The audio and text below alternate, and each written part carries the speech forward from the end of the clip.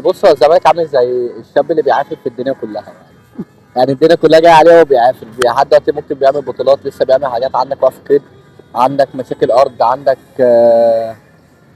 لعيبه مش عايز تلعب، عندك جهاز فني ممكن يكون مش احسن حاجه، عندك اداره مش احسن حاجه ممكن.